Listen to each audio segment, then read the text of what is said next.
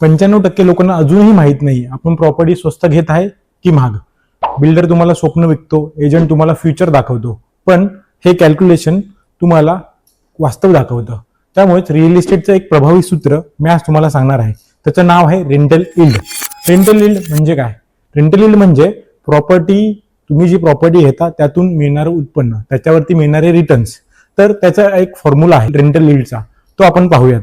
Yearly rent त्याला divide by प्रॉपर्टीच्या price into 100.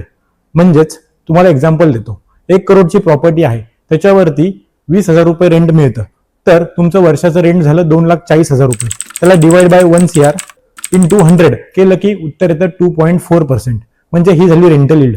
तर मित्रांनो, भारतामध्ये साधारण रेंटल इल्ड ही 2 ते 3% मध्ये असते.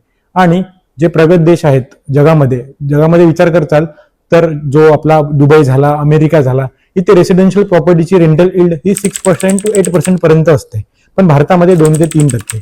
त्यामुळेच जर 2 ते 3% मध्ये प्रॉपर्टीची रेंटल इल्ड येत असेल तर तुम्हाला प्रॉपर्टी महाग पडत आहे, हे लक्षात ठेवा. आणि 4% ते 5% याच्यामध्ये रेंटल इल्ड येत असेल तर प्रॉपर्टी व्हॅल्यू फॉर मनी आहे.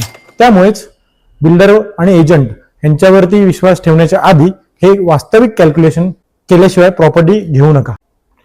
त्यामुळेच जे प्रॉपर्टी घेणारे तुमचे मित्र, नातेवाईक जे असतील त्यांना ही रील नक्की पाठवा. आणि अशाच प्रॅक्टिकल आणि रिअल इस्टेटच्या माहितीसाठी रिअल इस्टेट विथ इंजिनियर शुभमला फॉलो आणि सबस्क्राईब करायला विसरू नका. जय हिंद, जय महाराष्ट्र.